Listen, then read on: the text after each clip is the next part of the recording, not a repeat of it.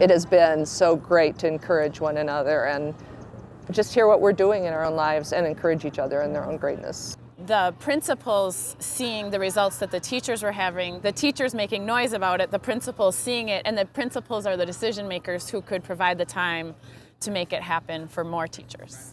Because the district is kind of struggling with how to implement positive behavior and looking for a positive approach. And we are here to say we know what it is.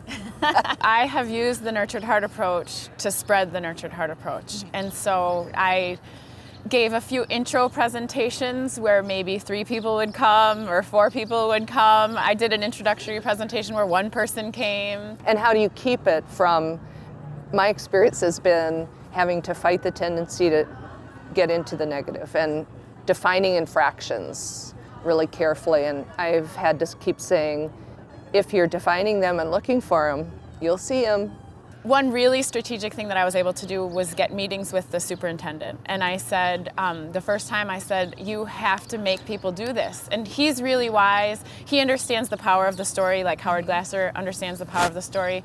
And he said, I want to tell you, I believe in this, and I believe that this has the transformative potential of effect on our district that you're telling me, but me making people do it is a fast death to this in our district. Because there's a push in Wisconsin for PBIS, positive behavior support, I think they see Nurtured Heart as a way of unifying the district a little bit, and I think her boldness has really helped principals take some courage in being more insistent that we're not going to punish kids. When people learn about it and when they do it and they experience the success with their students, when they experience the happiness within themselves, then it just sells itself. So then I just focus on the people who want it. And yes, we have resistance, and yes, there are naysayers, but I don't focus on tackling them because I have all these other people that really want to work with me. We would start Monday morning by saying, what did you do well this week?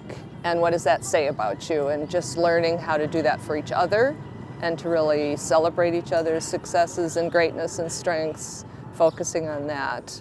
And then sort of modeling that that's how we need to do that with children. One of the things that took off right away, even with resistant teachers, was something that I just called greatness and goodbyes. So at the end of my guidance, I would say I might do it in partners, or I might do it as a large group, but is there anyone who would like to recognize someone else's greatness?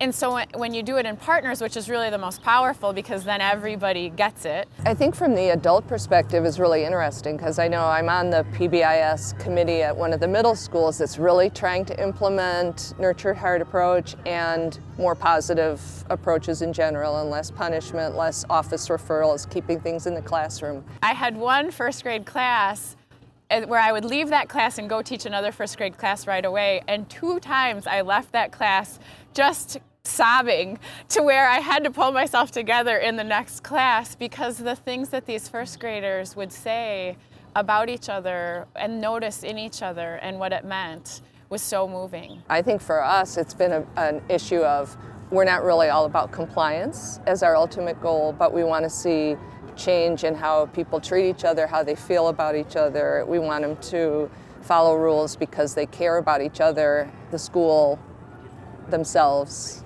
in a positive way. One of the students, the parents said he didn't have any problems last year, and his teacher punished him a lot last year. Within the first quarter, he had done that, and the parents are her biggest fans now.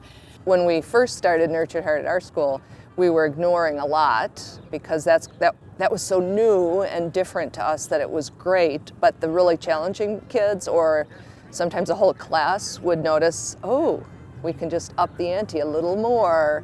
So when you think about how his worldview is going to be shaped, his school view is going to be shaped because in his first 2 months of kindergarten, they took this on. His life is forever changed because of that. The Nurtured Heart approach taught us and gave us techniques to work with the hardest kids and find alternatives. And also I think to reset ourselves right away and listen to our own hearts who had been saying to each other, this doesn't feel good. And Nurtured Heart felt great to work with kids. It gave us a positive way.